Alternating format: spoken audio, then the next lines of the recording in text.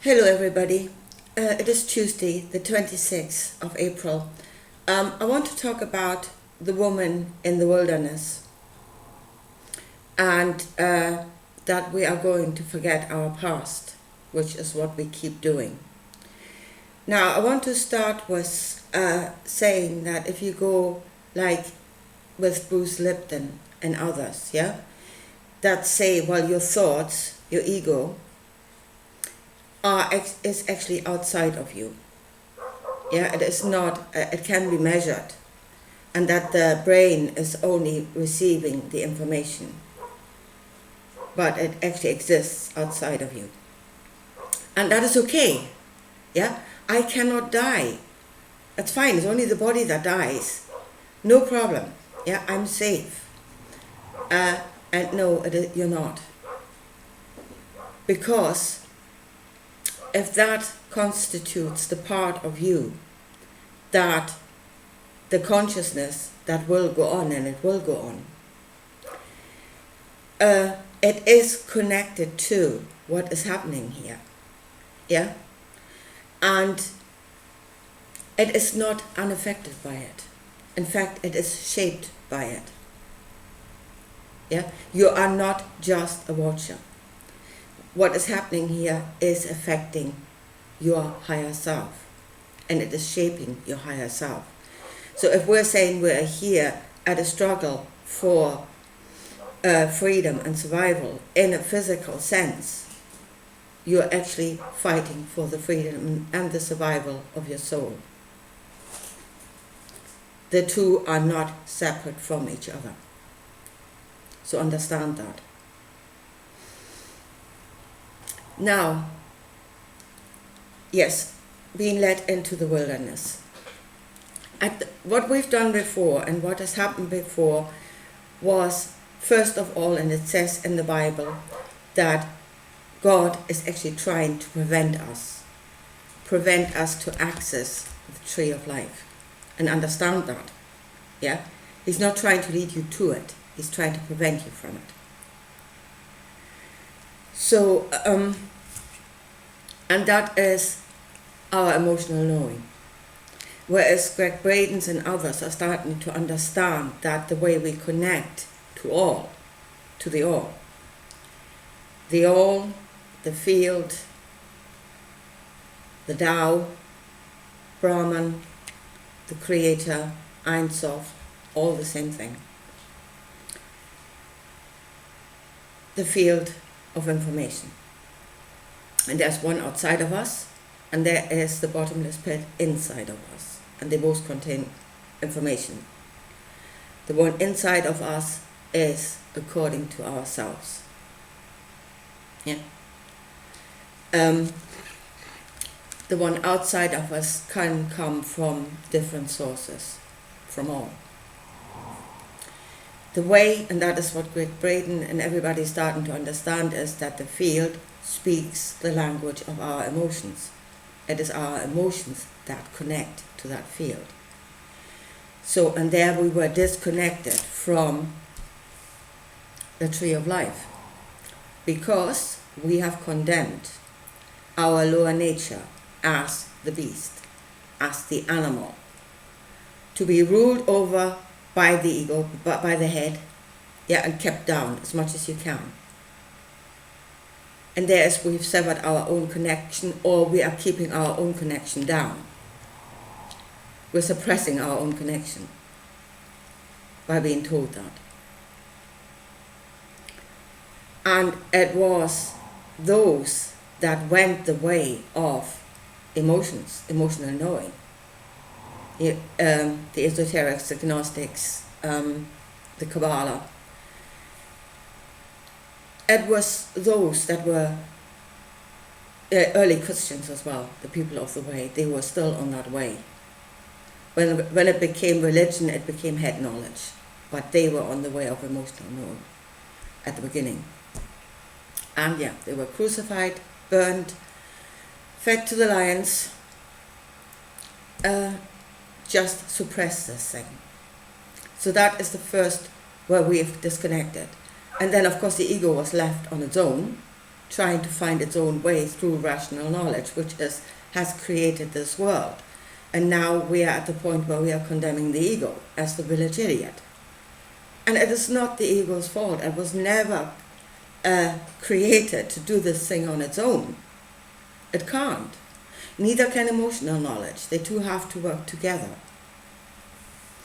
So now it is the ego that is now being led into the wilderness. Yeah?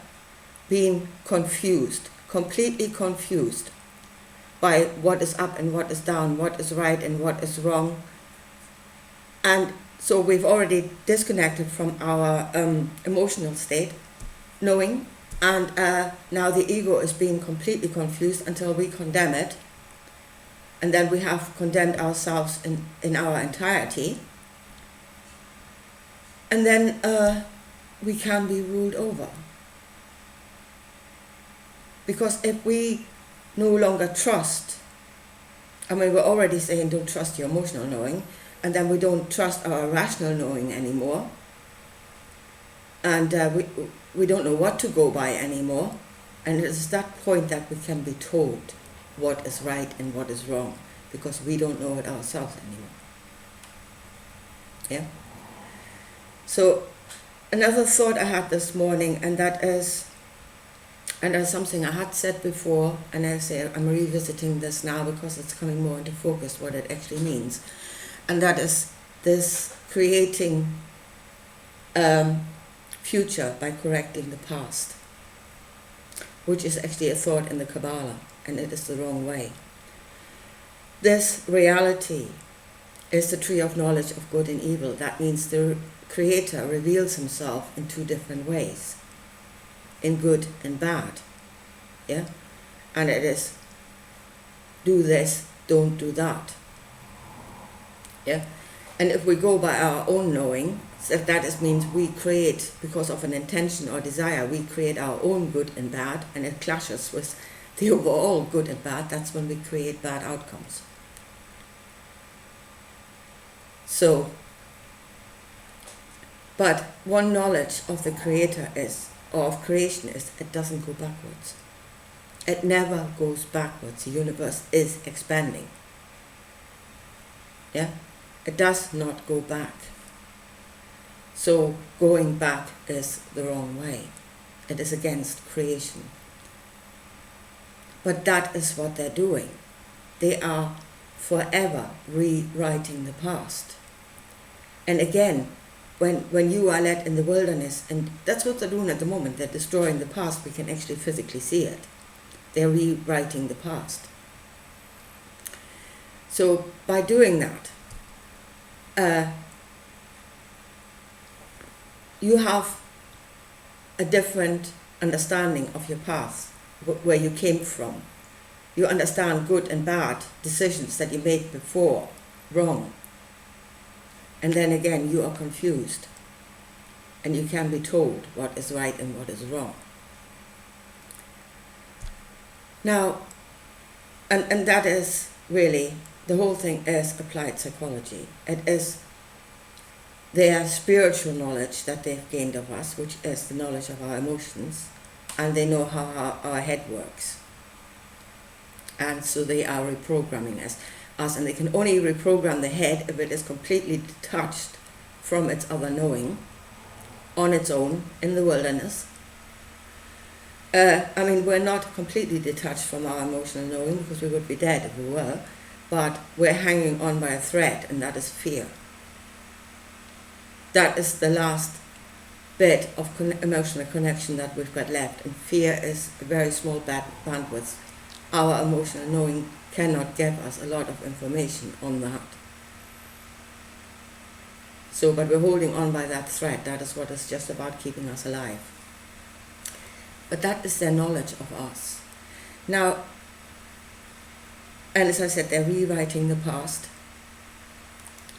So, to give us not the true knowledge of ourselves, not the true knowledge of what was actually our experiences, and what we have learned from them, but a completely new big picture of that. Now, the last thing is can that be done, or will this be done in a way built by the rational mind, that is to say by technology? And again, if you look at the Bible, there is a suggestion that yes, it will be done through technology, physically changing the past. And the best example of that is Sodom and Gomorrah. There was a large explosion there, which should not have happened at that time. Now, if you look at Sodom and Gomorrah, and again, that is how we are being led the wrong way. We say they were very sinful cities, yeah, and that it was the wrath of God that destroyed their sin. Again, what is sin? According to that God that wants to have dominion over this world, that wants to subdue our nature and rule over it, what is sin to him is that we have knowledge of our nature. So what we would call good, he calls bad, you know. So, and the other way around. So we must come to his thinking. Yeah, our nature is bad because it doesn't serve him. So, but when we are being told Sodom and Gomorrah were these sinful cities, yeah, in the text it says, well, Lot brought in these angels, and the people were outside saying, bring them out so we may know them. And of course this word knowing in the Bible, we have translated, or it's been told to us, it means having sex. So they were trying to drag these people out of the house to rape them or something. Now, as I said, in Hebrew, the words have a spectrum of meaning, and they actually all mean the same thing. So knowing means on a higher level, having the knowledge, spiritual knowledge of each other, given to each other of our knowledge, which in the physical, if you understand sex correctly, is actually the exact same thing. It should be a physical act that is a spiritual act. The two are the same. So it is not a recreational thing. It is actually a spiritual act, having sex. So then if we understand this word of knowing as a spiritual act of getting to know each other, giving our spiritual knowledge to each other, then you could say that Sodom and Gomorrah were two highly spiritual cities. Yeah, and it was probably not, they may have worked it with sex. I mean, people do here, they use sex as a tool of a spiritual experience, but they might have done that, but I doubt if that was all. Yeah. So they were two very spiritual cities, and that's why they were destroyed. Again, the same as Christians were crucified and the others were persecuted. To not allow us our spiritual knowledge, to not allow us to spiritually connect to the tree of life. That's why those cities were destroyed. It was sin in the eyes of God, because it didn't serve him. If we have that knowledge, he doesn't want us to have that knowledge, because then he cannot subdue us. Right. So again, it might be that somebody will do it in a physical way, changing the past to create a new future, which is complete lunacy, because you cannot possibly predict the outcome of such an act. So, but that's where we're at, and we do not know our past. And again, that's something most people look at history, but the truth is within you. So how do we access the bottomless pit? And again, the same way as we access the all, through our emotions. Now, a lot of people are connected to memories in their past, And those connections are very much alive, and they're keeping those connections alive, especially if it was a very painful experience. And they have a very live wire between themselves now and that experience then. And they were reliving those experiences, in full multicolor, which is not a good use of your knowledge of connection. So we have this bottomless pit. Right now the ego is connected to that which it needs to live, which most of the times that is okay, that will do. Yeah, too much knowledge and you get confused. So you should narrow it down to what will serve you at the moment. But right now we need more than that. And that is, again, we are oppressed, we are becoming spiritual. That means we are reconnecting to our emotions. That is what that means. And through that we will, and that is the resurrection of the dead. It is the resurrection of knowledge that we have no life wires to anymore. So that there's no life connection between us and those memories. But we must build those connections again to those memories within us and bring them back to life, bring them back to awareness, know them. And that is then the spiritual knowledge of ourselves, which is what we need to have. But to even start that, the ego must understand what it is, what its function is. It's not the village idiot.